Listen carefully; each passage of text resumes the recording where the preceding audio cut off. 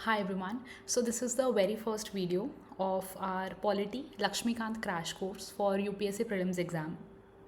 So start करने से पहले वीडियो को दो तीन चीज़ें डिस्कस कर लेते हैं फटाफट since this is the first video. So हमारा मेन ऑब्जेक्टिव क्या है? आपके पॉलिटी के जितने भी क्वेश्चंस प्रीलिम्स एग्जाम में आते हैं अप्रॉक्सीमेटली 20 क्वेश्चंस आते हैं. उन 20 में से 15 क्वेश्चन लक्ष्मीकांत में से डायरेक्ट आते हैं. स्टैटिक पोर्शन लक्ष्मीकांत से भी वो भी डायरेक्ट क्वेश्चंस आते हैं. So my goal is to get those 15 questions absolutely correct in prelims exam 100% accuracy के साथ. मतलब 20 में से 15 क्वेश्चन स्टैटिक लक्ष्मीकांत के होंगे, 5 क्वेश्चन करंट अफेयर्स या फिर आउट ऑफ लक्ष्मीकांत के आ सकते हैं. तो पर हमारा टारगेट वो 15 क्वेश्चन है, क्योंकि जिनके वो 15 क्वेश्चन सही होंगे ना उनके प्रीलिम्स क्लियर करने की प्रोबेबिलिटी मल्टीफोल्ड लेवल से बढ़ जाएगी. 15 क्वेश्चन मतलब 30 number. So we can't afford to lose them because इसका तो हमें सोर्स पता है यार direct. How can we lose those 30 marks? So that's why this crash course. The motive देखो, मेरा I am a political science post graduate. I have cleared UGC NET exam in my very first attempt political science में. मेरे पास सारी books पढ़ी है. मैं चाहे तो वो सब इकट्ठा करके एक सोर्स बना के पॉलिटी का कुछ अलग सा कोर्स लॉन्च कर सकते थे. But I stuck to Laxmikanth because of the very single motive. मुझे पता है, हम सबको पता है इसमें से डायरेक्ट क्वेश्चन आते हैं. तो हम और आप लोग यही बुक बार बार पढ़ के रिवाइज करते हैं. तो हम भी इसी को अच्छे से एक बार फोकस्ड वे में लास्ट गो थ्रू, जिसमें ऐसे वीडियोस का मोटिव ये होगा कि आपको क्लास के अंदर ही चीज़ें याद हो जाएंगी. तो हम इस लक्ष्मीकांत बुक को ही क्यों ना अच्छे से पढ़ें फोकस तरीके से. लक्ष्मीकांत में भी बहुत ऐसी चीज़ें हैं जो कि प्रीलिम्स के लिए इरेलीवेंट है. तो उन सबको हटा के जो एग्ज़ाम के लिए रेलिवेंट है, जिन चीज़ों से नंबर आएंगे, हम उन्हीं को क्यों ना अच्छे से याद करके डिस्कस करें और 100% एक्यूरेसी पे फोकस करें. So that's the only motive. हम ऑर्डर लक्ष्मीकांत का ही फॉलो करने वाले हैं. Chapter 1 of your book is historical background. So we are going to start with this chapter. हमारा फोकस रहेगा कंसेप्चुअल क्लैरिटी पे नंबर 1. नंबर 2 चीज़ें याद करने पे जो प्रीलिम्स के लिए इम्पॉर्टेंट है, ताकि जब क्वेश्चन हमारे सामने आए तो ये ना लगे यार पढ़ा तो था याद नहीं आ रहा. पढ़ा तो था, याद है और सही आंसर मार के आओ और get those 2 marks in your hands. So now let us start without wasting any time. मेरे को बिल्कुल फोकस्ड तरीके से हम पढ़ेंगे. टाइम वेस्ट नहीं करना है आपका भी. I know how precious this time is for you guys, right? So let us start with chapter 1 historical background. अब एक बार फटाफट इस चैप्टर का मोटिव क्या है वो समझ लेते हैं. हिस्टोरिकल बैकग्राउंड किस चीज़ का? हमारे कॉन्स्टिट्यूशन का. हम पॉलिटी पढ़ रहे हैं, राइट? तो हिस्टोरिकल बैकग्राउंड अगर हिस्ट्री का कुछ चैप्टर है, ये चैप्टर आपका हिस्ट्री में भी ओवरलैप करता है, राइट? अब हिस्ट्री से ओवरलैपिंग चैप्टर है तो पर हम पॉलिटी पढ़ रहे हैं, तो पॉलिटी में इसका क्या रेलिवेंस है वो समझ लेते हैं. सो हिस्टोरिकल बैकग्राउंड किसका? कॉन्स्टिट्यूशन का. ये कॉन्स्टिट्यूशन जो आज हमारे पास है प्रेजेंट डेट में, वो बना कैसे है, उसके पीछे इतनी क्या लंबी हिस्ट्री रही है, तो वो चीज़. अब थोड़ा सा उसे समझने से पहले हमें 2 चीज़ें पता होनी चाहिए, 2 टाइमलाइंस के बारे में पता होना चाहिए. देखिए, 1773 टू 1858 एक टाइमलाइन है, एंड 1858 से लेकर 1947 एक टाइमलाइन है. ये किस बेसिस पे डिवाइडेड है? 1858 में क्या हुआ था?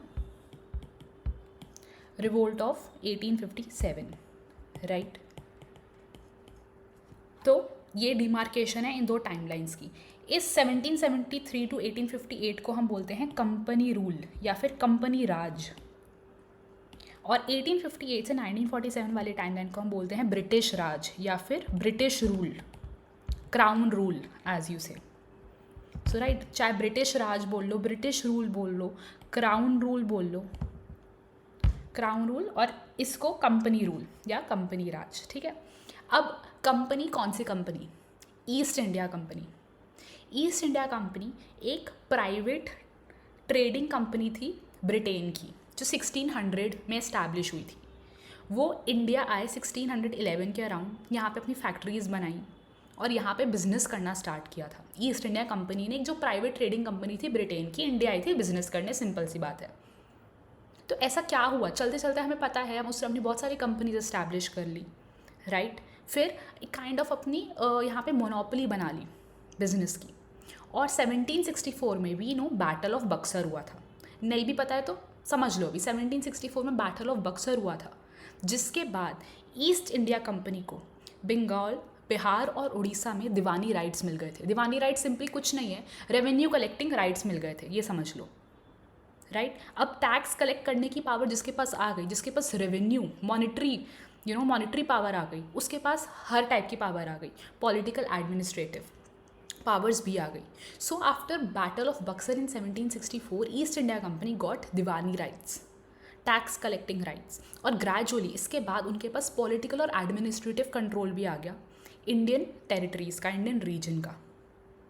अब धीरे धीरे जब एक प्राइवेट कंपनी इतनी पावरफुल होती जा रही है किसी और फॉरेन नेशन में, तो जो ब्रिटेन की गवर्नमेंट है उनको थोड़ी सी टेंशन होने लगी। बिकॉज वाई, बिकॉज जब ये बहुत अनरेगुलेटेड तरीके से इंडिया में, देखो इंडिया में वो ट्रेडिंग करने आए थे, पर ग्रेजुअली ट्रेडिंग तो साइड में एक चलता ही रहा, बट वो इंडिया के एडमिनिस्ट्रेटिव अफेयर्स में भी दखल देने लगे।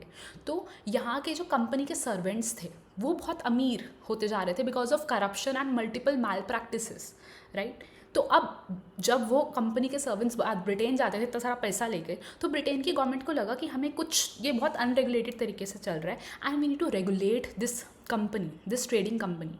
तो इसलिए 1773 में सबसे पहला एक्ट आया, रेगुलेटिंग एक्ट। अब हम लोग ये पढ़ तो लेते हैं लक्ष्मीकांत में कि रेगुलेटिंग एक्ट ऑफ 1773, अरे किसको रेगुलेट करने के लिए? इंडियंस को? No, this act was brought by Britain government to regulate East India Company working in India, right. East India Company को रेगुलेट करने के लिए ब्रिटेन गवर्नमेंट ये एक्ट लेकर आई, रेगुलेटिंग एक्ट ऑफ 1773।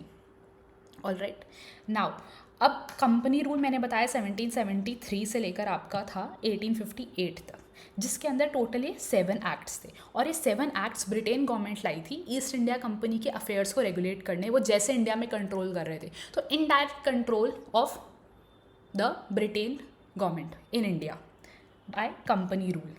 ये सारे एक्ट्स इनडायरेक्टली इंडिया के अफेयर्स को कंट्रोल कर रहे थे थ्रू द कंपनी। अब 1858 में हुआ हमारा रिवोल्ट ऑफ 1857।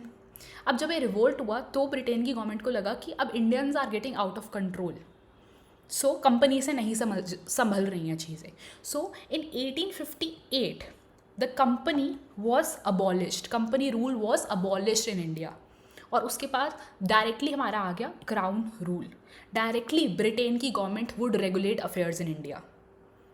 सो 1858 के बाद जितने भी एक्ट्स आए, 1858 के बाद जितने भी एक्ट्स आए उसको हम द क्राउन रूल के अंदर डालेंगे। ये सारे एक्ट्स ये डायरेक्टली इंडियन अफेयर्स को रेगुलेट करने के लिए थे, क्योंकि अब कंपनी तो अबॉलिश हो गई।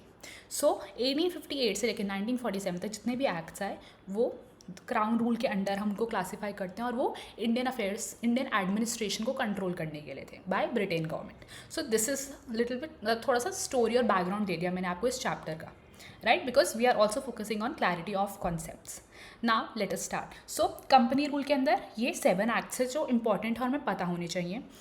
सबसे पहले regulating act of 1773, then amending act of 1781। Amending किसका अमेंडिंग? रेगुलेटिंग एक्ट को ही, कुछ रेगुलेटिंग एक्ट में कमी रह गई थी एज पर ब्रिटेन, तो उसी को ही ठीक करने के लिए अमेंडिंग एक्ट ऑफ 1781 आया था। After that पिट्स India act of 1784। पिट्स कौन थे? ये सरनेम है ऑफ द ब्रिटेन का जो प्राइम मिनिस्टर थे उस टाइम, राइट, तो पिट्स इंडिया एक्ट बोलते हैं इसको। Charter act of 1793, charter act of 4 charter acts थे। चार्टर एक्ट क्या होते थे? कंपनी, ब्रिटेन की गवर्नमेंट, ईस्ट इंडिया कंपनी जो एक प्राइवेट ट्रेडिंग कंपनी थी उसको एक चार्टर मिलता था to continue its business in India, right. तो इसलिए charter act of 1793, charter act of हर 20 साल बाद आता था ये, क्योंकि 20 साल के लिए कंपनी का ट्रेडिंग जो कॉन्ट्रैक्ट था वो रिन्यू होता था, ऐसे समझ लीजिए। So charter act of 1793, charter act of 1813, charter act of 1833 and charter act of 1853। So that's it, that's all you need to know under the company rule. अब इन एक्ट्स के अंदर कुछ स्पेसिफिक प्रोविजंस थे, वो हमें प्रोविजंस कुछ पता होने चाहिए बिकॉज यूपीएससी वहाँ से क्वेश्चन पूछती है, राइट। तो सबसे पहले हम देखेंगे रेगुलेटिंग एक्ट ऑफ 1773। ये PDF I will definitely share with you guys, all right. So regulating act में हम सबसे पहले क्या पता होना चाहिए, इट वॉज द फर्स्ट, मैं हाईलाइटर ले लेती हूँ, alright, so it was the first step which was taken by British government to control and regulate affairs of East India Company. ये अभी मैंने आपको बताया था कि it was the first step that was taken to control the affairs of East India Company in India. So it recognized for the first time its political and administrative functions of the company. बस ये concept पता होना चाहिए, ठीक है, simple. Then it laid the foundations of central administrations in India. यहाँ से कहीं ना कहीं central control, central administration start हुआ कि पावर एक जगह कंसंट्रेटेड है, वहीं से कंट्रोल हो रहा है. All right, then it designate, अब ये चीज़ फैक्ट है, ये याद होना चाहिए, it designated the governor of Bengal as the governor general of Bengal. Okay, उन्होंने डेजिग्नेशन चेंज कर दिया, गवर्नर का गवर्नर जनरल ऑफ बंगाल हो गया, ठीक है, and created an executive council of 4 members to assist it. तो इसमें क्या फैक्ट पता होना चाहिए कि गवर्नर ऑफ बंगाल का designation change governor general of Bengal by the regulating act of 1773 हुआ था, राइट और एक एग्जीक्यूटिव काउंसिल इस्टेब्लिश हुई थी जिसके अंदर 4 मेंबर्स थे जो ब्रिटेन के ही थे, मतलब वो ब्रिटिशर्स ही थे, 4 मेंबर्स जो कि they will control the affairs in India, right, they will take decisions to control the affairs. तो एक एग्जीक्यूटिव काउंसिल इस्टेब्लिश हुई थी. अब जो फर्स्ट सच गवर्नर जनरल, जो governor general of Bengal first कौन थे, वो थे हमारे Lord Warren Hastings. All right, so हमें क्या फैक्ट याद होना चाहिए, number 1, by regulating act of 1773 governor of Bengal governor general of Bengal बन गई पोस्ट. एक एग्जीक्यूटिव काउंसिल इस्टेब्लिश हुई जिसके अंदर 4 मेंबर्स थे, और first governor general of Bengal कौन थे, lord Warren Hastings. All right, now it made governors of Bombay and Madras presidencies subordinate to the Governor General of Bengal, unlike earlier when the 3 presidencies were independent of one another. So 3 main presidencies थी, Bengal, Bombay and Madras. पहले तीनों के पास equal powers थी, तीनों के अपने अपने governors थे और इंडिपेंडेंट थे तीनों, राइट. अब क्या हुआ, गवर्नर ऑफ बंगाल को एक्स्ट्रा पावर दे दी, उनका टाइटल चेंज करके सुपीरियर कर दिया गवर्नर जनरल ऑफ बंगाल, और जो गवर्नर ऑफ बॉम्बे और मद्रास थे उनको सबॉर्डिनेट बना दिया गवर्नर जनरल ऑफ बंगाल के, right. Now next, it provided for the establishment of supreme court at Calcutta in 1774.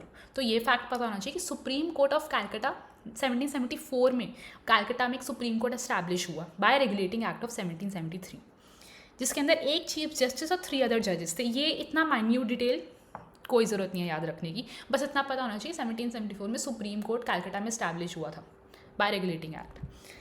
It strengthened the control of British government. इसमें कुछ याद करने का नहीं है, this is just a concept, right, over the company by requiring the court of directors, जो governing body. अच्छा, तो जो ईस्ट इंडिया कंपनी थी उसके मेन डिसीजंस कौन ले रहा है, कंपनी के एक कोर्ट ऑफ डायरेक्टर्स, एक टीम थी जिसका नाम था कोर्ट ऑफ डायरेक्टर्स, वो मेन डिसीजंस लेती थी. So it was the governing body of the company. तो उसने बस स्ट्रेंथन कर दिया उसका कंट्रोल, राइट, और वो रिपोर्ट करेगा रेवेन्यू, सिविल और मिलिट्री अफेयर्स इन इंडिया में.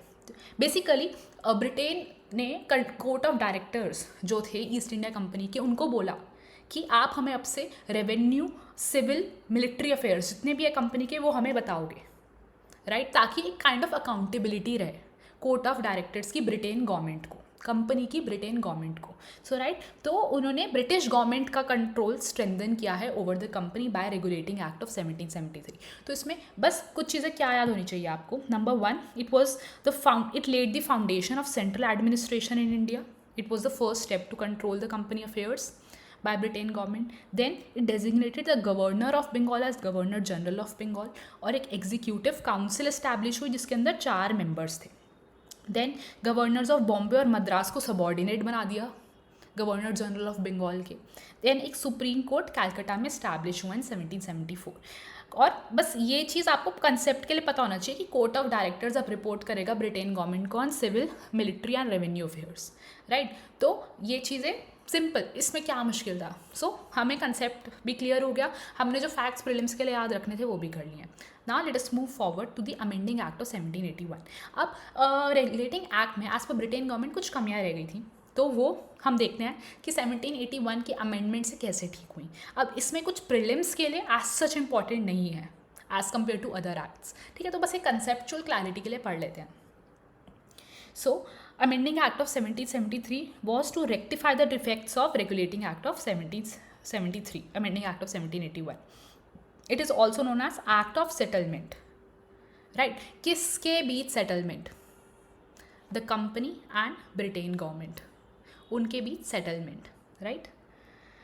It exempted the Governor General and Council and the servants of the company from the jurisdiction of supreme court. अब सुप्रीम कोर्ट तो ब्रिटेन की government ने establish किया था. Company के जो लोग थे, कंपनी के जो गवर्नर जनरल थे, अदर सर्वेंट्स थे, उन पे ध्यान रखने के लिए. तो पर अब जो ईस्ट इंडिया कंपनी थी उसको इस चीज़ से इशू था. वो एक प्राइवेट कंपनी है, गवर्नमेंट कैसे इतना इंटरफेयर कर सकती है.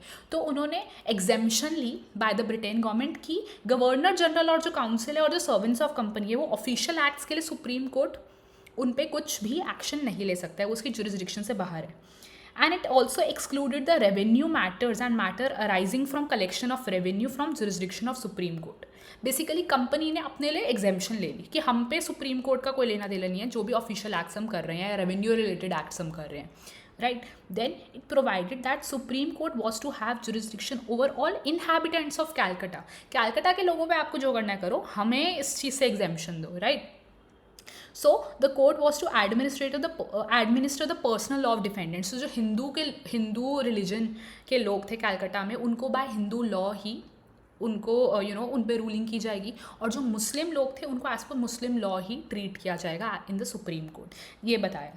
Then it laid down appeals from the provincial courts. मतलब जो प्रोविंसेस थे छोटे छोटे इन अ प्रेसिडेंसी, जो उनकी अपील्स, अगर किसी को कोई डिसीजन से सेटिस्फाई नहीं है प्रोविंशियल कोर्ट के, तो अपील किसके पास जाएगी? सुप्रीम कोर्ट के पास नहीं जाएगी, वो जाएगी गवर्नर जनरल के पास. ये भी एक इसमें अमेंडमेंट हुई. And it empowered the governor general and council to frame regulations for provincial courts and council. Supreme court नहीं बनाएगा regulation for provincial courts, governor general बनाएगा. तो बेसिकली कहीं ना कहीं अमेंडिंग एक्ट से गवर्नर जनरल, जो ईस्ट इंडिया कंपनी थी, उसको ज़्यादा पावर मिल गई from the supreme court of as compare to the supreme court of Calcutta से. तो ये अमेंडिंग एक्ट था. इसमें एज सच ये प्रीलिम्स के लिए इंपॉर्टेंट नहीं है इतना, बस ये कंसेप्चुअल क्लैरिटी होनी चाहिए कि उस टाइम क्या चल रहा था. Right. Now let's come to the third act, Pitt's India act. Now this is very important for your prelims exam. ये मैं बोल रही हूँ, दिस इज़ वेरी इंपॉर्टेंट. इसमें से क्वेश्चन आए भी हुए हैं. Let us read it. Pitt's India act आया था आपका 1784 में. Pitt was the prime minister in Britain at that time in 1784. Okay, so now it distinguished between commercial and political functions of the company. अब जो East India company थी, कहीं ना कहीं वो सारे रोल खुद निभा रही थी. पॉलिटिकल भी, कमर्शियल, एडमिनिस्ट्रेटिव, रेवेन्यू कलेक्शन सब खुद कर रही थी. तो पिट्स इंडिया एक्ट के बाद उन्होंने डिस्टिंग्विश किया कि भाई कमर्शियल और पॉलिटिकल फंक्शंस को सेपरेट करो. कैसे? सो कोर्ट ऑफ डायरेक्टर्स तो ऑलरेडी था ईस्ट इंडिया कंपनी में. राइट. तो उन्होंने बोला जो कोर्ट ऑफ डायरेक्टर की टीम है ना कंपनी की, वो सारे कमर्शियल फंक्शन देखेगी, पर जो भी पॉलिटिकल फंक्शंस हैं वो एक नई बॉडी बनाई उन्होंने बोर्ड ऑफ डायरेक्टर के नाम से. वो पॉलिटिकल फंक्शंस ये बोर्ड ऑफ डायरेक्टर वाली टीम देखेगी. तो उन्होंने सेपरेट कर दिए दो फंक्शंस. जैसे लेजिस्लेटिव और एग्जीक्यूटिव मान लेते सेपरेट होता है, वैसे ही उन्होंने कमर्शियल और पॉलिटिकल फंक्शन सेपरेट कर दिए. दोनों के लिए अलग अलग बॉडी बना दी. Court of directors to manage the commercial affairs and created a new body, board of control, to manage political affairs. अब आपको क्या याद होना चाहिए प्रीलिम्स के लिए कि बोर्ड ऑफ डायरेक्टर की जो कंपनी थी वो एज पर कौन सा एक्ट बनी? पिट्स इंडिया एक्ट ऑफ 1784 से board of director, board of control, एक नई बॉडी बनी बोर्ड ऑफ कंट्रोल, और वो क्या हैंडल कर रही थी? कंपनी के पॉलिटिकल अफेयर्स. और जो कोर्ट ऑफ डायरेक्टर्स ऑलरेडी जो एक टीम थी वो कमर्शियल अफेयर्स देख रही थी. तो काइंड ऑफ एक डबल गवर्नमेंट का सिस्टम एस्टैब्लिश हो गया as per the Pitt's India act of 1784. Clear? Right. So it establish a system of double government. ध्यान रखना, double government. Right. It empowered the Board of Control to supervise and direct all operations of the civil and military government और revenues of British possessions in India. तो Board of Control को एक major power मिल गई क्योंकि Britain की government को company का कंट्रोल चाहिए था किसी तरीके से. तो उन्होंने ये एक नई बॉडी बनाई, board of control. Right. Now तो एक्ट, ये जो पिट्स इंडिया एक्ट था, ये दो चीज़ों के लिए सिग्निफिकेंट था. कौन कौन सी दो चीज़ें? नंबर 1, कंपनी की जो टेरिटरीज थी इंडिया में जो ये प्रेसिडेंसीज थी, बंगाल, मद्रास, बॉम्बे, ये जो कंपनी की एक्वायर कर ली थी by various battles, were for the first time called British possessions in India. First time इनको ऑफिशियली ब्रिटिश की पोजेशन, ब्रिटेन की पोजेशंस बुलाया गया by the Pitt's India act. ये प्रीलिम्स में आ रखा है, ये आपको पता होना चाहिए। By Pitt's India act, for the first time companies territories in India were called British possessions in India. ठीक है। The second thing why this act is important is British government was given the supreme control over companies affairs and its administration in India.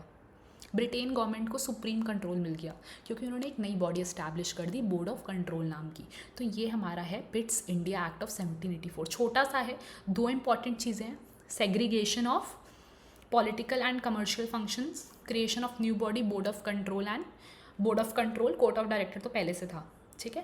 And for the first time जो company के territories थी were called the British possessions in India by the Pitt's India act of 1784। साथ साथ याद करने की कोशिश करो, रिटेन करने की कोशिश करो ये चीज़। Now let us move further to the next, charter act of 1793। हम बस 4 एक्ट्स बचे हैं, चारों चार्टर एक्ट्स हैं, 20-20 साल के गैप में आए हैं। तो सबसे पहले चार्टर एक्ट ऑफ 1793 पढ़ते हैं। What does it say? It extended the overriding power given to Lord Cornwallis over his council as per act of 1786 to all future governor general and governor presidency. Tough नहीं है, सुनो। सो एक act 1786 में भी आया था, ठीक है, वो इंपॉर्टेंट नहीं है, मैंने इसमें इंक्लूड नहीं किया। 1786 में भी एक एक्ट आया था जिसमें उस टाइम के जो गवर्नर जनरल थे वो थे लॉर्ड कॉर्नवालिस। तो उन्होंने एक स्पेशल रिक्वेस्ट करी थी कि जितने भी मैं डिसीजंस लूँगा, ठीक है, और अगर मेरा डिसीजन, मेरी जो काउंसिल, एग्जीक्यूटिव काउंसिल, उससे अलग होगा पर मेरा डिसीजन ही माना जाएगा, वो ओवरराइड करेगा एग्जीक्यूटिव काउंसिल के डिसीजन से, मतलब मेरी चलेगी बेसिकली। तो ये लॉर्ड कॉर्नवालिस ने स्पेशल रिक्वेस्ट करी थी, 1786 के एक्ट से उनको मिल भी गई थी कि ठीक है आप ऐसा कर लीजिए। तो जो चार्टर एक्ट था 1793 का, उसने ये जो ओवरराइडिंग पावर थी गवर्नर जनरल की, ये फ्यूचर जितने भी गवर्नर जनरल आएंगे सबके लिए एप्लीकेबल कर दी कि आप सबके पास ओवरराइडिंग पावर है over your executive council. All right, so बस ये चीज़ बोल रहे हैं। Not very important for prelims exam, ये फैक्ट इतना रिलेवेंट नहीं है याद करने के लिए, सो बस पता होना चाहिए, right. Then it gave the governor general more powers and control over the government of subordinate presidencies of Bombay and Madras. ये भी काइंड ऑफ पता होना चाहिए, ठीक है, कि पावर्स बढ़ती ही जा रही थी गवर्नर जनरल ऑफ बंगाल के पास, वो और सबॉर्डिनेट होते जा रहे थे मद्रास और बॉम्बे प्रेसिडेंसी, ठीक है। Not much relevant for prelims exam, again बस कंसेप्चुअल क्लैरिटी के लिए इंपॉर्टेंट है। Then it extended the trade monopoly, now this is very important, it extended the trade monopoly of the company in India for another period of 20 years. 1793 के act से अगले 20 साल के लिए भी आपको trade monopoly east India Company को मिल गई कि सिर्फ आप ही इंडिया में ट्रेड कर सकते हो। मोनोपोली का मतलब यही होता है कि सिर्फ आप ही यहाँ पे ट्रेडिंग करो। तो अगले 20 सालों के लिए उनको फिर से फर्दर एक्सटेंशन मिल गई। Now it provided that commander in chief was not to be a member of governor general council unless he was so appointed.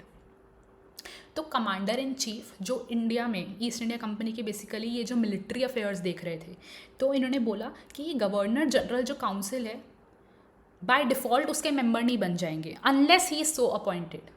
तो बेसिकली थोड़ा मिलिट्री और एडमिनिस्ट्रेटिव पावर्स को सेपरेट रखने के लिए ही ये प्रोविज़न आया था, ठीक है। ये भी इतना इंपॉर्टेंट नहीं है फॉर प्रीलिम एग्जाम, थोड़ा बस पता होना चाहिए उस टाइम क्या चल रहा था, ब्रिटेन की गवर्नमेंट कैसे रेगुलेट करने की कोशिश कर रही थी ईस्ट इंडिया कंपनी को, ठीक। Then it laid down that members of board of control and their staff would henceforth be paid out of Indian revenues. Board of control जिसमें सारे ब्रिटेन के लोग थे और ईस्ट इंडिया कंपनी के political affairs manage कर रहे थे, उन सबकी सैलरी इंडिया के रेवेन्यू से आएगी। कहीं ना कहीं ड्रेन ऑफ वेल्थ थ्योरी को ये ट्रू एस्टैब्लिश कर रहा है। ड्रेन ऑफ वेल्थ क्या था? बाय दादा भाई नरोजी एक कंसेप्ट आया था कि इंडिया की वेल्थ ड्रेन हो रही थी इंडिया में से, ब्रिटेन किसी भी तरीके से कहीं ना कहीं डिफरेंट वेज से वो वेल्थ इंडिया से लेता जा रहा था। तो ये उसका तरीका है कि जो सैलरी वहाँ पे लोगों को मिल रही है इंडिया के रेवेन्यू से ही मिल रही है। तो चार्टर एक्ट ऑफ 1793 में दो इंपॉर्टेंट चीज़ें पता होना चाहिए कि एक तो trade monopoly east India company की 20 सालों के लिए एक्सटेंड कर दी थी और बोर्ड ऑफ कंट्रोल की सैलरी बाय इंडियन रेवेन्यूज़ ही जाएगी, right. Now let us move forward. 20 साल बाद जो चार्टर एक्ट आया, charter act of 1813। Now very important because UPSC prelims में इससे क्वेश्चन आ रखा है। It says it abolished the trade monopoly of company in India. मतलब अब और भी ब्रिटेन या किसी भी और यूरोपियन नेशन की कंपनी इंडिया में आके ट्रेड कर सकती है। ट्रेड मोनोपोली ख़त्म कर दी ईस्ट इंडिया कंपनी की। Was thrown open to all British merchants. However it continued the monopoly of company over trade in tea and trade with China. Very important fact for prelims. Company की monopoly abolish कर दी by charter act of 1813। बस दो चीज़ों में रखी monopoly, दो exceptions है। Number 1 trade in tea and number 2 trade with China. ये दो जगह सिर्फ ईस्ट इंडिया कंपनी ही ट्रेड कर सकती है अभी भी। तो ये हुआ था आपका चार्टर एक्ट ऑफ 1813 के बाद। ये फैक्ट पता होना चाहिए, याद कर लो। ठीक है, आगे चलते हैं। It asserted the sovereignty of British crown over company's territory in India. Another important fact. So by charter act of 1813 कहीं ना कहीं उन्होंने अपनी जो ब्रिटेन की सॉवरेनिटी थी वो एस्टैब्लिश करने की कोशिश करी over the companies territory in India. ठीक है। देन इट अलाउड, कैसे कैसे किन तरीक़ों से, जैसे it allowed Christian missionaries to come to India for the purpose of enlightening the people. Christian missionaries आ सकते थे। It provided the spread of western education among inhabitants of British territories in India. कई ऐसी policies आई जिससे western education India में promote हो रही थी, ट्रेडिशनल लर्निंग को सप्रेस करने की कोशिश कर रहे थे। Then it authorize local governments in India to impose taxes on persons. So ये चीज़ें ना आपको याद होनी चाहिए फॉर प्रीलिम्स एग्जाम। क्या क्या? Number 1 abolish trade monopoly except trade in tea and trade with China. Then asserted sovereignty of British crown. कैसे? By allowing Christian missionaries to come to India, by spread of Western education, authorized the local governments in India to impose taxes on person. तो ये charter act of 1813 से ये सब हुआ था। All right. Now let us move further to another charter act after 20 years, Charter Act of 1833. ये act कैसे important है? So it was the final step towards centralization in British India. हमने regulating act of 1773 में पढ़ा था that it was the first step towards central administration of India 1773 में। 1833 तक आते आते फाइनल स्टेप मतलब कल्मिनेशन पे आ गया था सेंट्रल रूल। अति हो गई थी, मतलब मैक्सिमम पीक पे था 1833 में central rule of British India. ठीक है। इट मेड, अब ये बहुत इंपॉर्टेंट है, प्रीलिम्स में क्वेश्चन आ रखा है, फैक्ट याद होना चाहिए। क्या? It made the governor general of Bengal. So पहले क्या हुआ था? गवर्नर ऑफ बंगाल से बना governor general of Bengal 1773 regulating act से। चार्टर एक्ट ऑफ 1833 से क्या हुआ? गवर्नर जनरल ऑफ बंगाल क्या बन गए? Governor general of India. तो ये भी कैसे इस्टेब्लिश कर रहा है? सेंट्रलाइजेशन का फाइनल स्टेप। पहले बंगाल का गवर्नर जनरल, अब वो बोल रहे पूरे इंडिया का गवर्नर जनरल। सो कहीं ना कहीं एक सेंट्रल अथॉरिटी का रोल, पूरे इंडिया पे अपना कंट्रोल आ रहा है। So by charter act of 1833 governor general of Bengal was designated as governor general of India. ये याद होना चाहिए। ये किससे हुआ था? By charter act of 1833। बार रिपीट कर रही हूँ। ठीक है। And vested him all civil and military powers. Who was the first governor general of India? Lord William Bentinck. Again prelims में आ रखा है, वेरी इंपॉर्टेंट फैक्ट, याद होना चाहिए।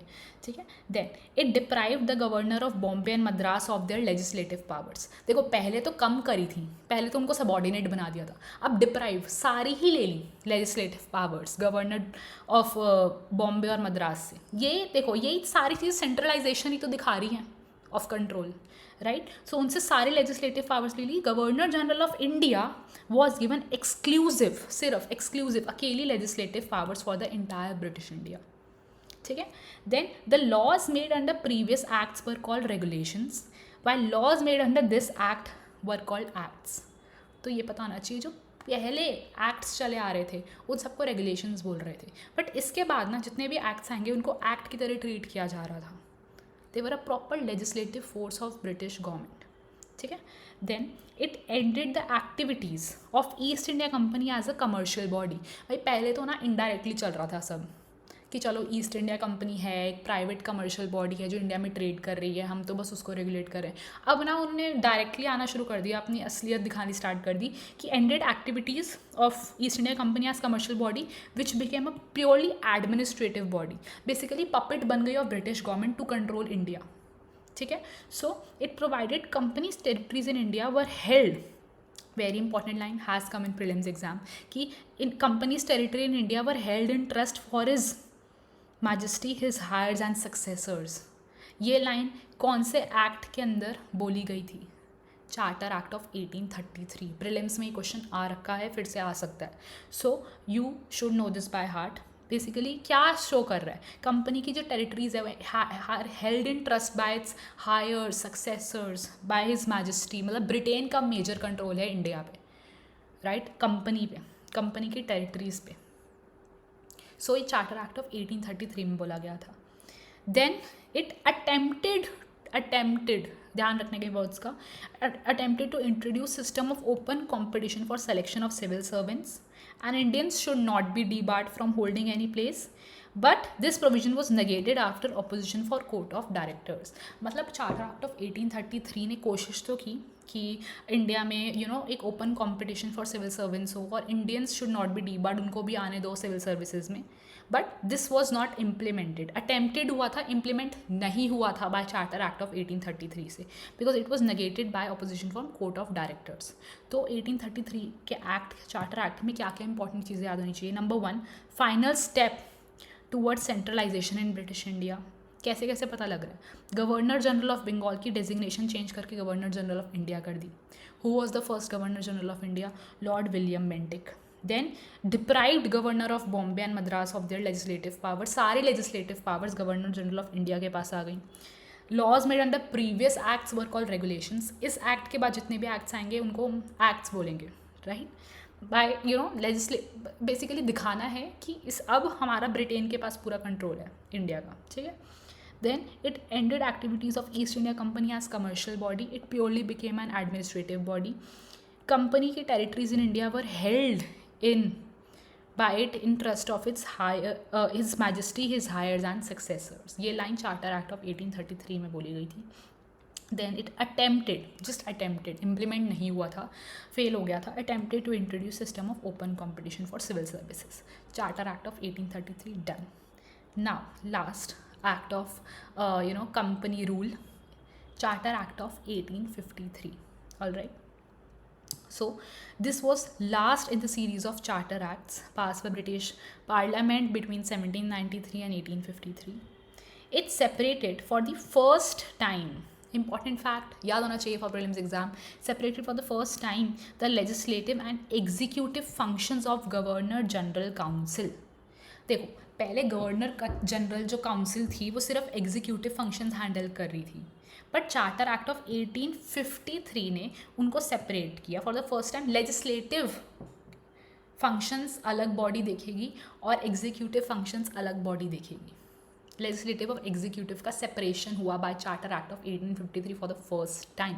Important fact, should remember for prelims exam. Then it provided addition of 6 new members called legislative councillor to the council। in other words, it established separate governor general legislative council which came to be known as Indian Central Legislative Council। तो executive council तो 1773 वाले act में बन गई थी, याद है? 4 counsellor थे जिसमें एग्जीक्यूटिव काउंसिल में, वॉरेन हेस्टिंग्स की। अब चार्टर एक्ट ऑफ 1853 में जाके लेजिस्लेटिव और एग्जीक्यूटिव फंक्शन सेपरेट हुए, लेजिस्लेटिव अलग बॉडी बनी जिसके अंदर 6 नए मेंबर ऐड हुए, लेजिस्लेटिव काउंसलर्स, सारे ब्रिटिशर्स थे, ठीक है। Then it introduce an open competition for system of selection and recruitment of civil servants. अब 1833 के चार्टर एक्ट ने तो अटेम्प्ट किया था to introduce, but charter act of 1853 ने कर दिया। तो finally charter act of 1853 introduced open competition for selection and recruitment of civil servants. So it was thrown open to all Indians, ठीक है। तो मैक्यूले कमेटी एस्टैब्लिश हुई थी जिसने ये appoint, so a committee on Indian civil service was known as Macaulay committee. इन्होंने ही ये इनिशिएटिव लिया था टू ओपन दिस कॉम्पिटिशन. इन्होंने रूल्स एंड रेगुलेशंस बनाए थे. तो इस was appointed in 1854 to handle this. तो ये याद होनी चाहिए मैक्यूले कमेटी किस चीज़ के लिए थी. Committee on Indian civil services के लिए. Another important fact for prelims exam. Then it extended the company rule. देखो हर चार्टर एक्ट से अगले 20 साल के लिए ना कंपनी रूल एक्सटेंड हो जाता था. तो 4 चार्टर एक्ट आए, हर बार 20-20 साल के लिए एक्सटेंड हो रहा था. और एक बताया जाता था कि हाँ ठीक है अगले 20 साल के लिए आप कर लो रूल. इस बार भी एक्सटेंड किया उन्होंने. ब्रिटेन गवर्नमेंट ने कंपनी रूल एक्सटेंड किया. बट इस बार ना उनको बताया ही नहीं कि कितने टाइम के लिए एक्सटेंड हो रहा है. तो सबको समझ आ गया था कि कंपनी रूल कभी भी अबॉलिश हो सकता है, क्योंकि कोई फिक्स टाइमलाइन नहीं दी कि कब तक एक्सटेंड हो रहा है. ठीक है. So it was a clear indication that company rules could be terminated at any time parliament liked. ठीक है. सो एक और important fact, it introduce for the first time local representation in Indian central legislative council. So एक legislative council भी establish हो गई bye charter act of 1853 जिसमें 6 members थे. और उनमें लोकल रिप्रेजेंटेशन भी फॉर द फर्स्ट टाइम हुआ. ऑफ द 6 जो 6 नए मेंबर हुए थे लेजिस्लेटिव काउंसिल में add, 4 members were appointed by local provincial government from Madras, Bombay, Bengal and Agra. पर इनमें से कोई भी इंडियन नहीं था. डोंट वरी अबाउट इट, सारे ब्रिटिशर्स थे. बट क्या क्या फैक्ट्स याद होने चाहिए. Number 1, separated for the first time legislative and executive functions of governor general council. Then एक जो लेजिस्लेटिव नई बॉडी एस्टैब्लिश हुई जिसमें 6 मेंबर ऐड हुए. उन 6 मेंबर में से 4 लोकल गवर्नमेंट रिप्रेजेंट कर रहे थे, provincial government of Madras, Bombay, Bengal and Agra. ये पता होना चाहिए. देन इंट्रोड्यूस किया open competition for civil services. Macaulay committee उसके लिए एस्टैब्लिश हुई थी. तो ये याद होना चाहिए. Then that's it. हाँ, और एक्सटेंड कर दिया कंपनी रूल, बट कोई टाइमलाइन नहीं बताई कि कब तक एक्सटेंड हो रहा है. तो it was a clear indication that it company rule can be abolished any time. तो बस इतना याद होना चाहिए आपको चार्टर एक्ट ऑफ 1853 में. Now let us move to the crown rule, the British Raj, which was from 1858 to 1947. 1858 से 1947 तक आपका क्राउन रूल है. इसमें भी ये 7 एक्ट ही हैं इंपॉर्टेंट जो आपको पता होने चाहिए. तो कंपनी रूल में भी 7 एक्ट्स थे. Regulating act of 1773, then amending act of 1781, Pitt's India act of 1784 और 4 चार्टर एक्ट्स थे. अब क्राउन रूल या ब्रिटिश राज जो 1858 रिवोल्ट ऑफ 1857 के बाद आया था. तो वो मैंने ऊपर आई थिंक रिवोल्ट ऑफ 1858 लिख दिया है. Okay, it's revolt of 1857. I am so sorry. I think मैंने स्टार्टिंग में वही लिखा है, बट ठीक है. So the crown rule of जो आया था हमारा 1858 से लेकर 1947 तक चला था. सो टोटल 7 एक्ट्स है इसके अंदर जो हमें पता होना चाहिए, जिसमें से 3 तो गवर्नमेंट ऑफ इंडिया एक्ट्स हैं. Government of India act 1858, government of India act 1919, government of India act 1935. 3 Indian councils act हैं. Indian council act of 1861, Indian council act of 1892, Indian council act of 1909 and last हमारा Indian independence act of 1947 है. ठीक है. तो yes, तो ये 7 acts हमें पता होना चाहिए. अब गवर्नमेंट ऑफ इंडिया एक्ट 1858 सबसे पहले करते हैं हम लोग.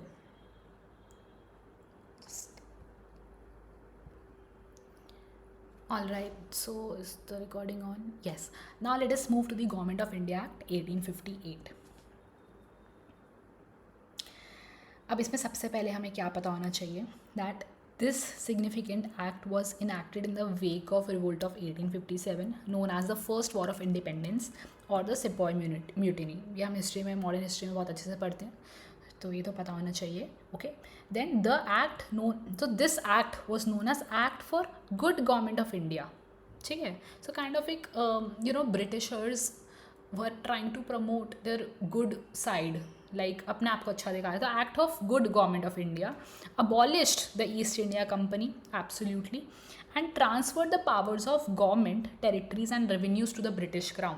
जितनी भी पावर्स ईस्ट इंडिया कंपनी के पास थी, सारी powers British crown, British government को ट्रांसफ़र हो गई. ठीक है.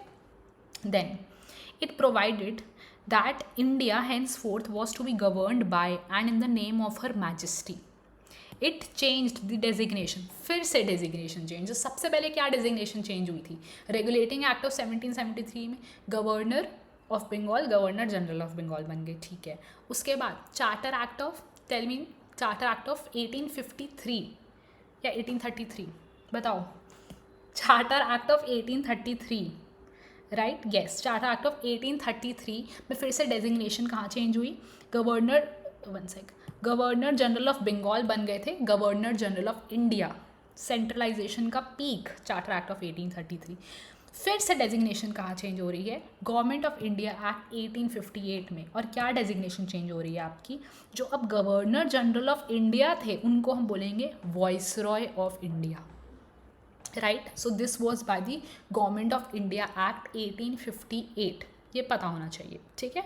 नाउ लॉर्ड कैनिंग सबसे फर्स्ट वॉइसरॉय बन गए। So the first governor general of Bengal was Warren Hastings, the first governor general of India was lord William Bentinck and the first viceroy of India was lord Canning. तो ये facts पता होने चाहिए, ठीक है। Now it ended the system of double government. Double government का system कौन सा था? Board of control of court of directors, जो कमर्शियल और पॉलिटिकल फंक्शंस हैंडल कर रहा था, बाय पिट्स इंडिया एक्ट, जो दो बॉडी सेपरेट हो गई थी डबल गवर्नमेंट की, तो वो भी अबॉलिश कर दिया गवर्नमेंट ऑफ इंडिया एक्ट 1858 ने। क्यों अबॉलिश किया? अब ज़रूरत ही नहीं है, क्योंकि अब ईस्ट इंडिया कंपनी ही अबॉलिश हो गई है, राइट। तो कोर्ट ऑफ डायरेक्टर्स तो है ही नहीं, तो वो वाला सिस्टम ही ख़त्म कर दिया। तो abolish the system of double government by abolishing board of control and court of directors, ठीक है। it created, अब इन सब की जगह एक नई एक बॉडी क्रिएट हुई, कौन सी? New office, secretary of state for India.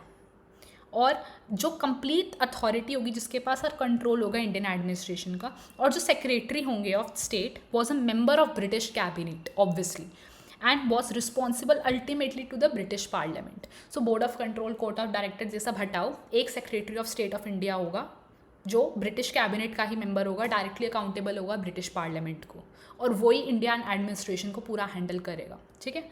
और अब एक बंदा सेक्रेटरी ऑफ स्टेट कैसा कर लेगा हैंडल? उसको एक टीम चाहिए ना, तो उसके लिए एक 15 मेंबर की टीम बनाई, ठीक है, काउंसिल ऑफ इंडिया जिसका नाम है, to assist secretary of state of India. The council was an advisory body है सिर्फ, ultimate decision secretary of state के पास है। Secretary of state was made chairman of this council. तो क्या क्या फैक्ट्स याद होने चाहिए गवर्नमेंट ऑफ इंडिया एक्ट में? फटाफट रिवाइज करते हैं। Number 1, act of good government of India भी बोलते हैं इसको, ठीक है। नंबर 2, इसने डेजिग्नेशन क्या चेंज किया? गवर्नर जनरल ऑफ इंडिया से बन गए viceroy of India. First viceroy of India कौन थे? आपके लॉर्ड कैनिंग थे, ठीक है, first viceroy of India. It ended the system of double government by abolishing board of control and court of directors. Double government का system भी abolish कर दिया। इसकी जगह एक नया ऑफिस बना secretary of state of India को, ठीक है। जो सेक्रेटरी होगा state was a member of British cabinet and ultimately responsible accountable to British parliament. एक 15 मेंबर की बॉडी बनेगी उस सेक्रेटरी ऑफ स्टेट को हेल्प करने की, गाइड करने की, जिसका जो सिर्फ एक एडवाइजरी बॉडी होगी, और सेक्रेटरी ऑफ स्टेट उसके चेयरमैन होंगे, ठीक है। तो ये था government of India act 1858। Now let us move to the Indian councils act of 1861। तो 3 गवर्नमेंट ऑफ इंडिया एक्ट हैं, 3 इंडियन काउंसिल्स एक्ट हैं। एक गवर्नमेंट ऑफ इंडिया एक्ट 1858 वाला हमने पढ़ लिया, अब इंडियन काउंसिल एक्ट पढ़ेंगे 3। ये इंडियन काउंसिल्स एक्ट थे क्या, क्यों लाए गए थे? Let us first understand that. After the Great Revolt of 1857, British government felt the necessity of seeking the cooperation of Indians in the administration of their country, obviously. In pursuance of this policy of association, 3 acts were enacted by British Parliament in 1861, 1892 and 1909, which were known as the Indian Councils Act. तो Britain की government को 1857 के revolt के बाद लगा कि भाई Indians तो भड़क रहे हैं, इनका गुस्सा जाग रहा है, तो इनको शांत करना पड़ेगा, इनको ना थोड़ा सा लॉलीपॉप देनी पड़ेगी। तो उन्होंने क्या किया, उन्होंने स्टार्ट कर दिया कि हाँ ठीक है, आप लोग भी आओ, अपनी कंट्री को रूल करने में हमारी हेल्प करो। तो इंडियंस को भी किसी तरह एडमिनिस्ट्रेशन में इंक्लूड करना स्टार्ट कर दिया। तो ये इंडियन काउंसिल्स एक्ट जितने भी आए, उनका फोकस मेन यही था कि इंडियंस को एडमिनिस्ट्रेशन में अपनी कंट्री के लिए इंक्लूड करना है, ठीक है। Now so it made the beginning of representative institution in India. तो ये पता होना चाहिए, इंडियन काउंसिल्स एक्ट का मेन मोटिव था representation of Indians in their institutions by associating Indians in the law making process. It thus provided that Viceroy, जो भी 1850 act government of India act से बना है, Viceroy should nominate some Indians as non-official members of his expanded council. तो bye Indian council act of 1861 ये decide हुआ कि हम इंडियंस को भी लेंगे, पर इंडियंस को ना हम नॉन ऑफिशियल मेंबर्स बोलेंगे, काउंसिल में इंक्लूड करेंगे, but they won't be official members, they won't be non official members. ठीक है, काउंसिल एक्सपैंड करेंगे, इंडियंस इंक्लूड करेंगे और उन्हें नॉन ऑफिशियल मेंबर्स बना देंगे. ठीक है, अब in 1862 Lord Canning, the then viceroy, nominated 3 Indians in his legislative council. तो as per Indian council act उन्होंने 3 इंडियंस को इंक्लूड कर दिया एज नॉन ऑफिशियल मेंबर्स. कौन कौन थे वो 3 members? Raja of Banaras, Banaras, Maharaja of Patiala और सर दिनकर राव. ये 3 नाम आपको याद होने चाहिए, यूपीएससी पूछ सकता है. तो इंडियन काउंसिल एक्ट में सबसे पहली बार 1861 वाले इंडियन काउंसिल एक्ट में लेजिस्लेटिव काउंसिल एक्सपैंड हुए और फर्स्ट टाइम इंडियंस को इंक्लूड किया गया उस काउंसिल में as non official members. 3 Indians legislative council में आए, not executive council, legislative council. ये पता, ध्यान रखना इस चीज़ का. कौन कौन 3 मेंबर्स थे वो? Raja of Banaras, Maharaja of Patiala and Sir Dinkar Rao in legislative council, not executive council. Then it initiated the process of decentralisation.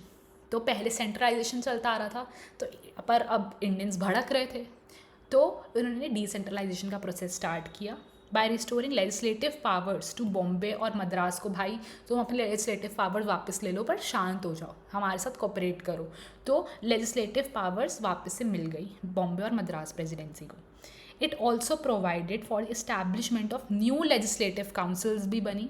Bengal, north west provinces Punjab की, विच वर एस्टैब्लिश इन 1862, 1886, 1897, और लेजिस्लेटिव काउंसिल बनाई. ठीक है, प्रोविंशियल काउंसिल्स बनाई. ठीक है, ये 3 जगह बनी थी, ये याद रख लेना. ठीक है, then it also gave recognition to portfolio system. अब पोर्टफोलियो सिस्टम क्या था? ये लॉर्ड कैनिंग लेकर आए थे, introduce by lord Canning in 1859. उसको इंडियन काउंसिल एक्ट ऑफ 1861 ने बस रिकॉग्नाइज कर दिया. था क्या ये system?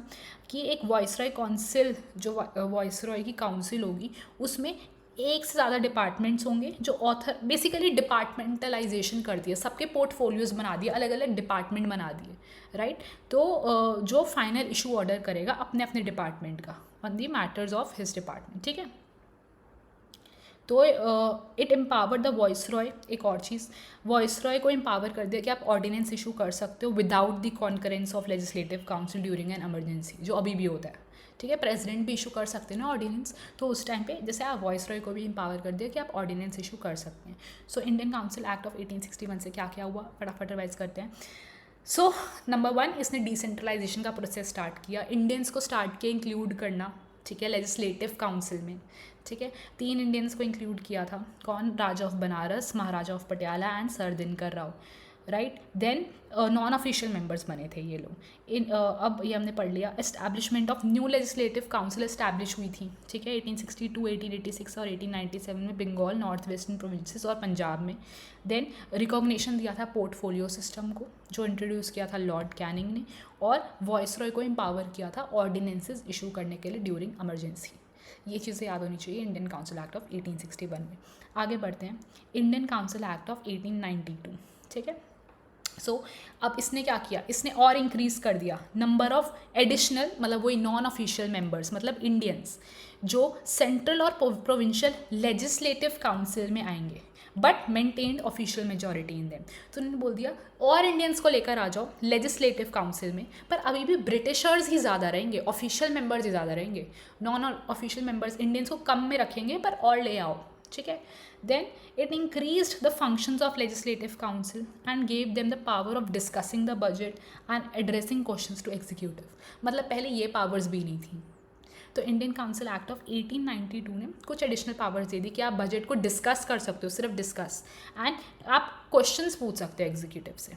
Not much relevant for prelims exam, इसको यूपीएससी कैसे ही फ्रेम करेगा स्टेटमेंट में. ठीक है, सो बस थोड़ा कंसेप्चुअल क्लैरिटी के लिए पता होना चाहिए. देन इट, अब ये इंपॉर्टेंट है, ये फैक्ट पता होना चाहिए. It provided for nomination of some non official members of central legislative council और प्रोविंशियल लेजिस्लेटिव काउंसिल. अब कैसे क्वेश्चन पूछ सकता है यहाँ यूपीएससी? कि लेजिस्लेटिव काउंसिल में जो इंडियंस को लाया जाता था क्या वो इलेक्ट होते थे या नॉमिनेट होते थे। तो ये याद रखें, नॉमिनेट होते थे। सेंट्रल और प्रोविंशियल लेजिस्लेटिव काउंसिल दोनों में नॉमिनेट होते थे, राइट। कैसे नॉमिनेट होते थे, अब ये इतना डिटेल में नहीं पता होना चाहिए, बस रीड कर लेते हैं। सेंट्रल लेजिस्लेटिव काउंसिल में कौन नॉमिनेट कर रहा है, by viceroy on recommendation of provincial legislative council and Bengal chamber of commerce. और प्रोविंशियल लेजिस्लेटिव काउंसिल में कैसे मेंबर्स नॉमिनेट हो रहे हैं, by governor on the recommendation of district boards, municipalities, universities, trade association, zamindar and chambers. ठीक है, तो basically ये सब ब्रिटिशर्स के ही वो थे, जैसे ज़मींदार हो गए, राइट, यूनिवर्सिटीज़ हो गई, ये ब्रिटिशर्स के ही तो फेथफुल थे। तो यही नॉमिनेट कर रहे हैं इंडियंस को लेजिस्लेटिव काउंसिल में। तो आप समझ सकते हो उस लेवल पे क्या पॉलिटिक्स चल रही थी। Then so this act made limited and indirect provision for the use of elections. देखो इलेक्शंस नहीं हुए थे, इंडियन काउंसिल एक्ट ऑफ 1892 में इलेक्शंस नहीं हुए थे, नॉमिनेशन ही हुआ था। देखो word election was not use in the act. The process was described as nomination made on the recommendation of certain bodies. तो ये फैक्ट याद होना चाहिए कि जो इंडियंस नॉमिनेट हो रहे थे लेजिस्लेटिव काउंसिल में, सेंट्रल और प्रोविंशियल दोनों लेवल्स पे। ठीक है, तो बस यही पता होना चाहिए इंडियन काउंसिल एक्ट ऑफ 1892 में। Now let us move to the last act of Indian council act वाली सीरीज़ का last act, Indian council act of 1909। Very important. क्यों? क्योंकि इसको हम बोलते हैं मॉर्ले मिंटो रिफॉर्म्स। ना मॉर्ले मिंटो रिफॉर्म्स क्यों बोलते हैं? मॉर्ले कौन थे? Lord Morley was then secretary of state for India. ठीक है, secretary of state government of India act 1858 से जो बने थे। And Minto was viceroy of India. तो Morley Minto reform, secretary of state और वॉइसरॉय ऑफ इंडिया। ठीक है, it considerably increase the size of legislative council. इन्होंने लेजिस्लेटिव काउंसिल का साइज और बढ़ा दिया। ठीक है, बोथ सेंट्रल और प्रोविंशियल लेवल पे पता होना चाहिए। ठीक है, क्योंकि यूपीएससी ना ऐसे पूछेगा कंफ्यूज करने के लिए कि the size of legislative council was expanded by the Indian council act of 1909 at central level only. गलत है, या at central level but not provincial level, वहाँ आप कंफ्यूज हो जाओगे। तो ये फैक्ट याद होना चाहिए कि दोनों सेंट्रल और प्रोविंशियल लेवल पे काउंसिल एक्सपैंड हुई थी।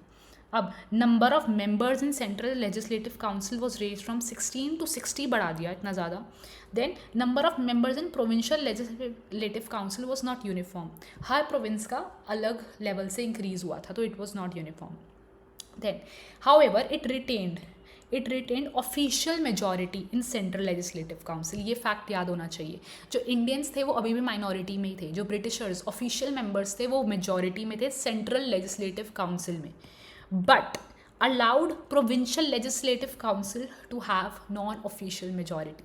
मतलब प्रोविंशियल लेजिस्लेटिव काउंसिल में अलाउ कर दिया कि आप बेशक इंडियंस ज़्यादा हो जाएं लेजिस्लेटिव काउंसिल में, प्रोविंशियल्स कुछ नहीं होता। तो सेंट्रल लेवल पे अभी भी ऑफिशियल ब्रिटिशर्स की मेजॉरिटी थी, बट प्रोविंशियल लेवल पे अलाउ कर दिया कि आप बेशक इंडियंस को ज़्यादा ले लो ब्रिटिशर्स से। ठीक है, तो ये फैक्ट याद होना चाहिए, right. Then it enlarged the deliberative functions of legislative council at both the levels. For example, members were allowed to ask supplementary questions, move resolutions on budget and so on. Not very important. It provided for the first time, अब ये fact याद होना चाहिए, for association of Indians with the executive council of viceroy and governors. देखो अभी तक जितना भी हमने ऊपर पढ़ा है, इंडियंस को लेजिस्लेटिव काउंसिल में इंक्लूड किया गया है, but by the Indian councils act of 1909 for the first time Indians को एग्जीक्यूटिव काउंसिल का भी मेंबर बनाया गया। और कौन थे वो? Satyendra Prasad Sinha became the first Indian to join Viceroy's executive council. He was appointed as law member. Very important fact you should know. First time Indian council act of 1909 से आपका एग्जीक्यूटिव काउंसिल में कोई इंडियन ऐड हुआ था, और कौन थे वो Indian? Satyendra Prasad Sinha. He was added as law member. Clear? Now it introduced the system of communal representation for Muslims by accepting concept of separate electorate. This we very famously know. 1909 में separate electorate का concept आया था. A very important fact. Separate electorate मतलब जितने भी मुस्लिम population के लोग हैं ना, सिर्फ वो ही elect कर सकते हैं मुस्लिम लीडर्स को. जैसे आज की डेट में क्या है, हम सबको इलेक्ट कर सकते हैं, ऐसा कोई रिलीजन के बेसिस पे सेग्रीगेशन नहीं है, बट इन्होंने डिवाइड एंड रूल की पॉलिसी लाई थी, तो इन्होंने सेपरेट इलेक्टोरेट का कंसेप्ट लाया. As per that concept only Muslims किस में लाए, communal representation of Muslim. Under this Muslim members were to be elected by only Muslim voters. ठीक है, तो thus the act legalized communalism and Lord Minto was came to be known as father of communal electorate, क्योंकि Morley Minto reforms, Lord Minto के under ही separate electorate का concept आया था. तो ये फैक्ट्स आपको याद होने चाहिए. ठीक है, it also provided for separate representation of presidency corporations, chamber of commerce, universities and zamindars. याद होना चाहिए, प्रीलिम्स में क्वेश्चन आ सकता है, आया हुआ है, मैं बताऊंगी कैसे आया था, पर आपको पता होना चाहिए 1909 में सेपरेट इलेक्टोरेट का कंसेप्ट किस किस के लिए आया, मुस्लिम्स के लिए आया, और separate representation of presidency corporation, chamber of commerce, universities और ज़मींदार्स भी आया था. ठीक है, सो ये कुछ आपको फैक्ट्स याद होने चाहिए. फर्स्ट टाइम एग्जीक्यूटिव काउंसिल में कोई इंडियन भी ऐड हुआ था bye Indian council act of 1909. Late us move forward. अब इंडियन काउंसिल एक्ट खत्म हो गए, 3 थे, तीनों खत्म. अब फिर से गवर्नमेंट ऑफ इंडिया एक्ट पे आ जाते हैं. Government of India act 1919. So on August 20, 1917, British government declared for the first time that its objective was the gradual introduction of responsible government in India. ये फैक्ट याद होना चाहिए. Government of India 1919 में first time responsible government का intuition दिखाया था, का interest दिखाया था बाय ब्रिटिश गवर्नमेंट ने. ठीक है, हम तो डोमिनेंट स्टेटस डिमांड कर रहे थे, बट उन्होंने डोमिनेंट स्टेटस वर्ड यूज़ नहीं किया. उन्होंने तब बोला कि हम रिस्पॉन्सिबल गवर्नमेंट लेकर आएंगे. Government of India Act 1919 was thus enacted, which came into force in 1921. Okay, this act was also known as Montagu-Chelmsford reforms. Montagu कौन थे, सेम सेक्रेटरी ऑफ स्टेट, और चेल्मसफोर्ड कौन थे, वाइसरॉय ऑफ इंडिया. जैसे Morley Minto वैसे ही Montagu चेल्मसफोर्ड reforms. ठीक है, अब it relaxed the central control over provinces by demarcating and separating the central and provincial subjects. However, the government continued to be centralized and unitary. ये याद होना चाहिए. Government of India act 1919 ने central और provincial subjects को separate किया था. ठीक है, then it further divided provincial subjects into 2 parts. देखो, एक तो सेंट्रल और प्रोविंशियल सब्जेक्ट्स को सेपरेट कर दिया. अब जो प्रोविंशियल सब्जेक्ट्स थे ना, उनको भी फर्दर दो पार्ट में डिवाइड किया. देखो ऐसे समझो, सेंट्रल और प्रोविंशियल सब्जेक्ट्स को सेपरेट कर दिया. प्रोविंशियल्स को भी 2 फर्दर पार्ट्स में डिवाइड कर दिया. प्रोविंशियल सब्जेक्ट्स को कौन कौन से, ट्रांसफर्ड सब्जेक्ट्स और रिजर्व्ड सब्जेक्ट्स. अभी ट्रांसफर्ड और रिजर्व्ड सब्जेक्ट्स क्या थे वो समझते हैं. Further divided the provincial subjects into 2 parts, transferred and reserved. The transferred subjects were to be administered by the governor with the aid of ministers responsible to the legislative council. मतलब जितने भी subjects transferred subjects थे वो governor उस पर administration, उस पर decision लेंगे with the aid of ministers, और वो रिस्पॉन्सिबल होंगे लेजिस्लेटिव काउंसिल को. ठीक है, लेजिस्लेचर को. पर जो रिजर्व्ड सब्जेक्ट्स थे were to be administered by the governor and his executive council without being responsible to the legislative council. मतलब लेजिस्लेटिव से कोई लेना देना नहीं है. तो जितने भी इंपॉर्टेंट सब्जेक्ट्स थे, मान लो जितने भी रेवेन्यू रिलेटेड सब्जेक्ट्स थे, वो सारे रिजर्व्ड में डाल दिए कि भाई लेजिस्लेटर से कोई लेना देना नहीं है, तुम्हारी परमिशन कुछ नहीं चाहिए, हम अपने आप देख लेंगे. तो ब्रिटिशर्स वर लाइक दैट. तो सेंट्रल और प्रोविंशियल सब्जेक्ट्स में डिवाइड किया. फिर प्रोविंशियल्स को फर्दर सब्जेक्ट्स को ट्रांसफर्ड और रिजर्व सब्जेक्ट्स में डिवाइड किया. ट्रांसफर्ड सब्जेक्ट्स वो थे जिसमें गवर्नर जनरल लेजिस्लेटिव काउंसिल को रिस्पॉन्सिबल था. रिजर्व सब्जेक्ट्स वो थे जिसमें गवर्नर जनरल लेजिस्लेटिव काउंसिल को रिस्पॉन्सिबल नहीं थे. ठीक है, देन अब ये भी एक डुअल सिस्टम ऑफ गवर्नेंस है. ठीक है, this dual system of governance of transferred and reserved subjects was known as dyarchy. Term derive from Greek word diarch, not important, ये ग्रीक वर्ड वाला, बस डायरार्की पता होना चाहिए क्या होता है. ट्रांसफर्ड और रिजर्व सब्जेक्ट्स एक डुअल सिस्टम ऑफ गवर्नेंस, और ये कहाँ से आया था, गवर्नमेंट ऑफ इंडिया 1919 से. ठीक है, इसको डबल रूल भी बोलते हैं. However this was largely unsuccessful. ठीक है, then it introduce for the first time, एक और बार क्या पहली बार आया था, bicameralism and direct elections in the country. Very very important. Bicameralism मतलब upper house and lower house of parliament जो आज भी है, तो गवर्नमेंट ऑफ इंडिया एक्ट 1919 में सबसे पहली बार आया था इंडिया में, और डायरेक्ट इलेक्शंस भी first time government of India act 1919 से ही आए थे। इस एक्ट में बहुत सारे इंपॉर्टेंट चीज़ें हुई हैं, बहुत सारी चीज़ें फर्स्ट टाइम हुई हैं, तो वो सब याद होना चाहिए। So introduce for the first time bicameralism and direct election in the country, this Indian legislative council was replaced bicameral legislature of an upper house and lower house. तो legislature में upper और lower house बन गए। Majority of members of both houses were chosen by direct elections. An important fact which you need to remember.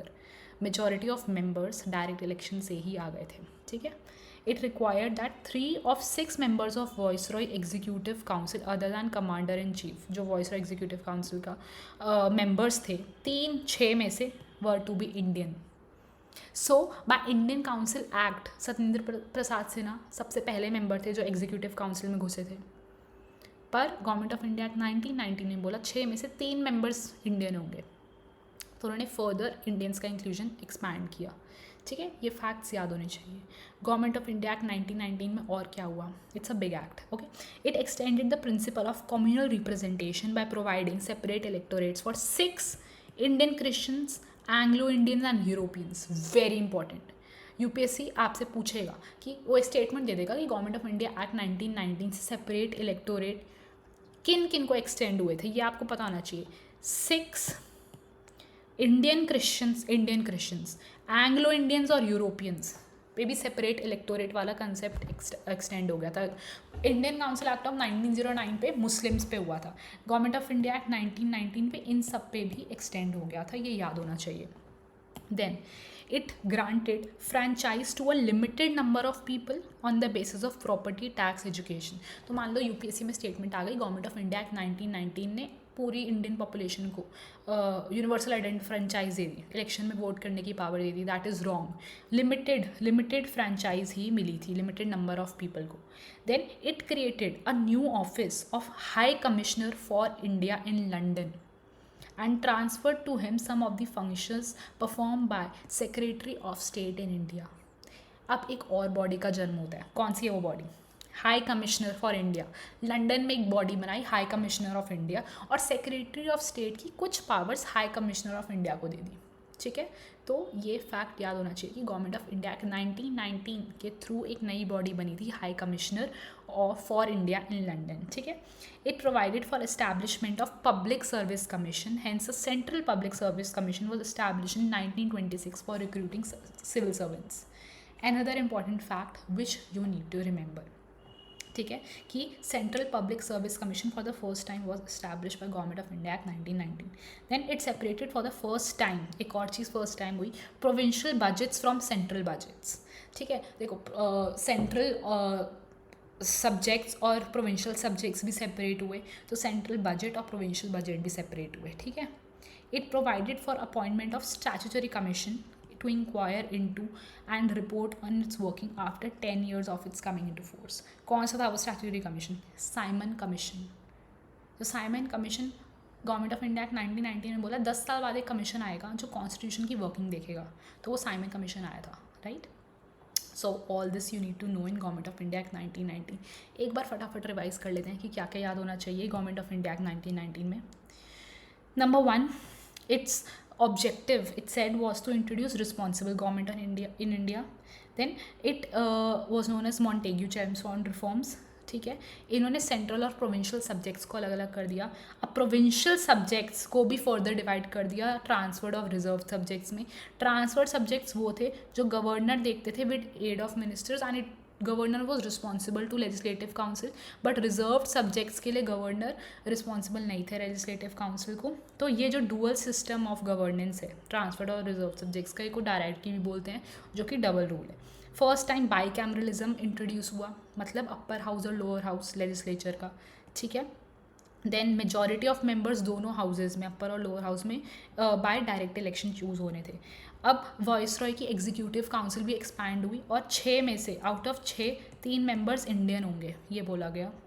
Then extended the principle of communal representation, separate electorate किस किस को मिली? 6 Indian Christians, Anglo Indians और Europeans को।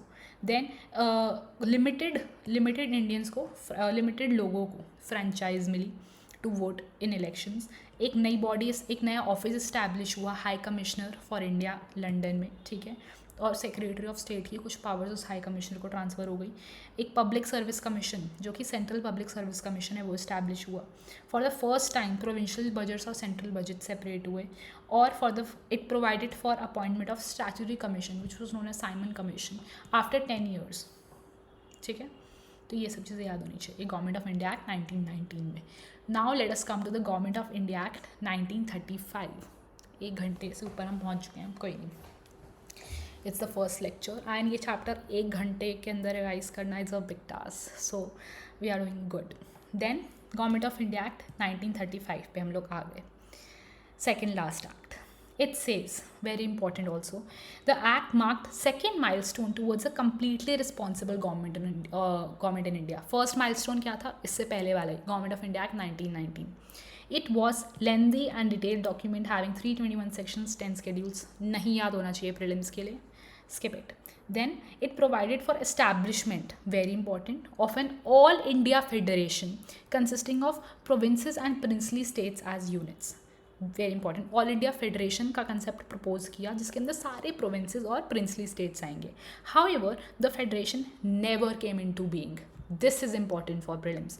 All India federation का concept propose किया कि हम बनाएंगे, बट ये कभी बनने में आई ही नहीं। क्यों? क्योंकि प्रिंसली स्टेट्स मानी ही नहीं, ठीक है, as princely states did not join it.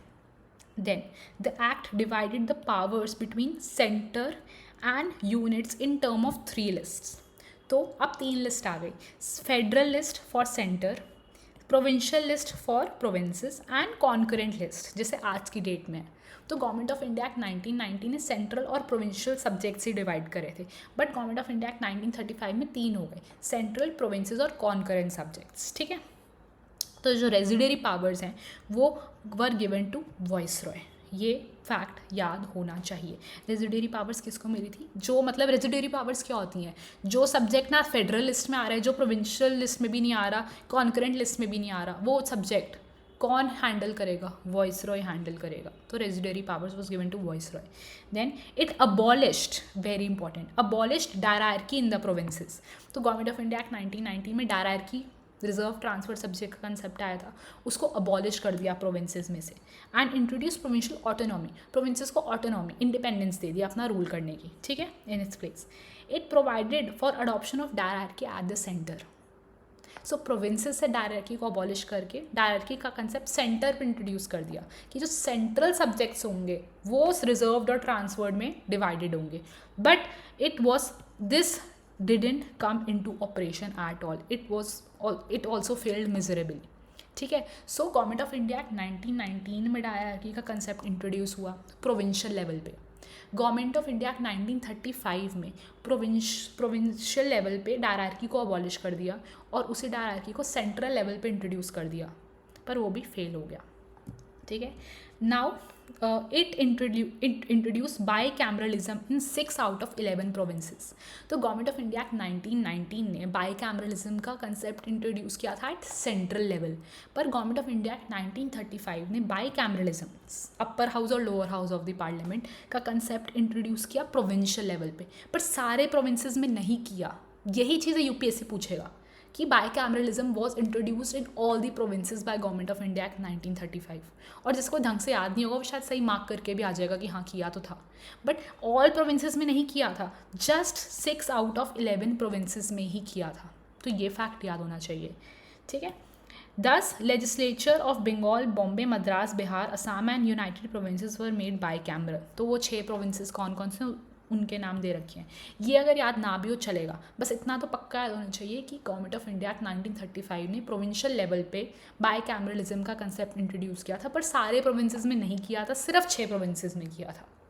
Alright, now further government of India act 1935 में it further extended the principle of communal representation by providing separate electorates for depressed classes, scheduled caste, women and labour. अब ये prelims में आ रखे कि women को separate electorate की powers कौन से एक्ट में मिली थी, तो याद होना चाहिए गवर्नमेंट ऑफ इंडिया एक्ट 1935 में मिली थी।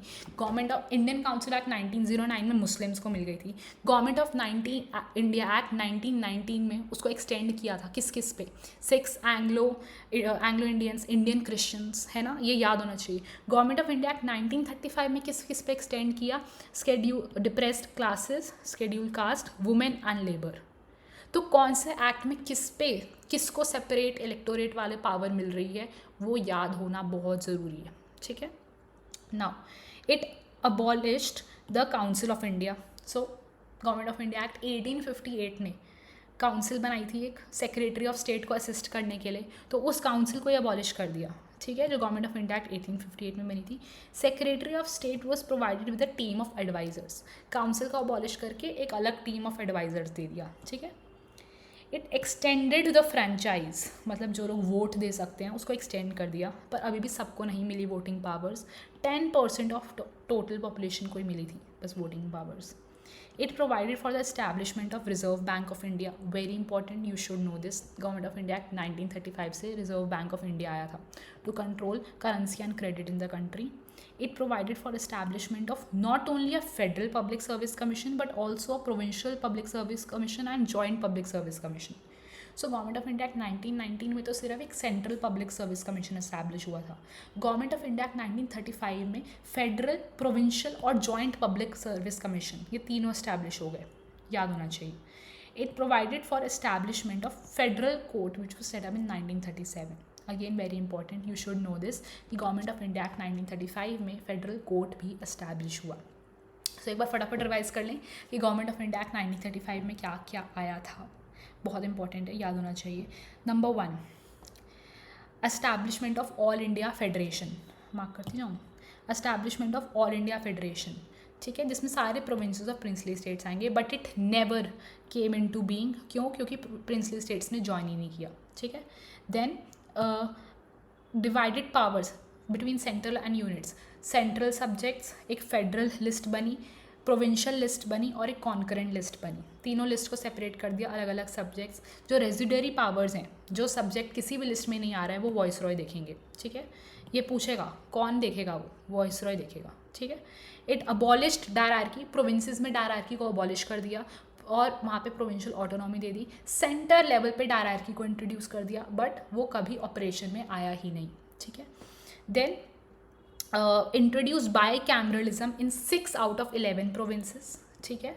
कौन कौन से प्रोविंसेस थे वो हम रीड कर लेंगे यहाँ से। Then it extended the principle of communal representation, किस किस को, डिप्रेस क्लासेस, शेड्यूल कास्ट को, वुमेन को और लेबर को, सेपरेट इलेक्टोरेट एक्सटेंड किया गया। अबॉलिश कर दिया council of India, instead secretary of state को एक टीम ऑफ एडवाइजर्स दे दी अलग से। Reserve bank of India establish हुआ, एक्सटेंड करा फ्रेंचाइज को, 10% ऑफ पॉपुलेशन वोट दे सकते थे। Federal public service commission, provincial public service commission और joint public service commission establish हुआ और एक फेडरल कोर्ट भी एस्टैब्लिश हुआ which was set up in 1937। That's all you need to know in the Government of India Act 1935. Now we come to the last act of this video and this chapter, which is Indian Independence Act of 1947. Alrighty, let's read this. ये act for prelims इतना important नहीं है as such आपको, क्योंकि इसमें इतनी important information मिलेगी ही नहीं, क्योंकि हमारे को इंडिपेंडेंस मिल गई थी, ठीक है। फिर भी late us read it. So it says, on June 3 Lord Mountbatten, the viceroy of India जो उस टाइम थे, put for the partition plan, जिसको हम माउंटबेटन प्लान भी बोलते हैं। तो this plan was accepted by both Congress and Muslim league, जो उस टाइम मेजर 2 पॉलिटिकल पार्टीज थी। तो इमीडिएट इफेक्ट मिल गया था इस माउंटबेटन प्लान को in the form of Indian independence act of 1947, ठीक है। सो इसने क्या किया, it ended the British rule in India, declared India as an independent sovereign state from August 15, 1947. We know that. It provided for partition of India and created 2 independent dominants of India and Pakistan. India Pakistan separate कर दिया, ठीक है. It abolished office of viceroy obviously and provided each dominant, मतलब India और पाकिस्तान अपना अपना governor general ला सकते हैं, ठीक है. Who was to be appointed by British king on the advice of dominant cabinet. तो Britain was to have no responsibility with respect to government of India and Pakistan. Independence मिल गई थी क्योंकि हमें. इट एम्पावर्ड कॉन्स्टिट्यूएंट असेंबली दोनों dominions India और पाकिस्तान में constituent assembly setup हुई। उन्होंने बोला आप अपना कॉन्स्टिट्यूशन बनाओ अपनी मर्जी से, और कोई भी ब्रिटिश पार्लियामेंट का एक्ट है रिपील कर दो, हमें फ़र्क नहीं पड़ रहा है, ठीक है। Then it empowered constituent assembly to frame their constitution. No act of British Parliament passed after August 15, 1947 was to extend to either of the council. Right, it abolish office of secretary of state in India, viceroy का office भी abolish कर दिया, secretary of state का office भी abolish कर दिया, और जो भी उसके पावर्स थी वो secretary of state for Commonwealth affairs, जो कि एक ब्रिटिश से भी बड़ी बॉडी थी, ब्रिटेन इंडिया से भी बड़ी बॉडी थी, कॉमनवेल्थ अफेयर्स, उसको पावर ट्रांसफ़र कर दी secretary of state for India की, ठीक है। It proclaimed the lapse of British paramountcy over Indian princely states, मतलब प्रिंसली स्टेट से भी अपना कंट्रोल ब्रिटिश गवर्नमेंट ने हटा लिया। Then it granted freedom to the Indian princely states, obviously, कि आप किसी को भी ज्वाइन कर सकते हो, इंडिया को भी ज्वाइन कर सकते हो, आप पाकिस्तान को भी कर सकते हो, और आप इंडिपेंडेंट भी रह सकते हो, ये चॉइस दी गई प्रिंसली स्टेट्स को। It provided for governance of each dominance and provinces bye government of India act 1935। उन्होंने बोला जब तक आप अपना नया कॉन्स्टिट्यूशन नहीं बना रहे हो तो आप government of India act 1935 follow कर सकते हो, और अगर आपको उसका भी कोई प्रोविजन अच्छा नहीं लग रहा है तो वो नहीं मान सकते हो, वो अबॉलिश कर सकते हो, ठीक है। It deprived the British monarch of his right to veto bills or ask reservation of certain bills for his approval. जो ब्रिटिश monarch था ऑब्वियसली अब उसका कोई हक नहीं बन रहा था इंडियन लैंड इंडियन लॉ से, ठीक है। सो बट गवर्नर जनरल के पास ये राइट था कि वो वीटो कर सकते थे बिल को, या फिर कुछ बिल्स रिजर्व कर सकते थे, ठीक है। Then it designated the Governor General of India and Provisional Governor as constitutional nominal heads of the state, right? They were made to act on advice of respective council of ministers, जिसमें सारे obviously हमारी country के members थे Indians. It dropped the title of Emperor of India from royal titles of King of England. So जो King of England थे उन्होंने अपना आपको एक टाइटल दे रखा था Emperor of India करके, तो वो टाइटल भी ड्रॉप कर लिया गया। It discontinued the appointment to civil services and reservation of post by Secretary of State of India. The members of civil services appointed before August 15, 1947 would continue to enjoy all benefits and entitled to till that time, because वो ही तो administration देख रहे थे ना, तो उनको रहने दिया। Then at last paragraph, wait for a second. Then, at stroke of midnight of 14-15 August 1947, British rule came to an end and power was transferred to two new independent dominants of India and Pakistan. Lord Mountbatten became the first Governor General of new dominant of India. ये पता होना चाहिए हमारे first governor general कौन थे independent India के, Lord Mountbatten ही थे। ही swore इन जवाहरलाल नेहरू को फर्स्ट प्राइम मिनिस्टर, उन्होंने swear in करी ceremony. Constituent assembly of India was formed in 1947 which became parliament of Indian dominant. ये हम चैप्टर 2 में भी डिस्कस करेंगे अच्छे से डिटेल में, अभी सिर्फ यहाँ एक पैरा में था कि जो कॉन्स्टिट्यूएंट असेंबली थी वही हमारा पार्लियामेंट बना था फर्स्ट। सो विद दिस देखो 1947 इंडिपेंडेंस एक्ट में एज सच कुछ प्रीलिम्स के लिए इंपॉर्टेंट नहीं है, तो बस एक बार इसको हमें गो थ्रू करना था, वो हमने कर लिया। बट प्रीलिम्स के लिए कुछ एज सच इंपॉर्टेंट फैक्ट नहीं है इसमें। जितने भी इंपॉर्टेंट फैक्ट्स थे पुराने एक्ट्स में वो हमने सब अच्छे से डिटेल में डिस्कस करे, और मैंने कोशिश किया मैं आपको साथ साथ रिवाइज कराऊँ और वो फैक्ट्स रिटेन करवाना, आपको याद करवाने की कोशिश क्लास में करूँ, ताकि इसके बाद एक बार भी आप उस चैप्टर को फिर से रिवाइज करेंगे ना, आपकी टिप्स पे होगा और प्रीलिम्स में क्वेश्चन गलत नहीं होगा। So with this we come to end of chapter 1 historical background. Now I'll see you all in the next video of this crash course very soon. Thank you so much.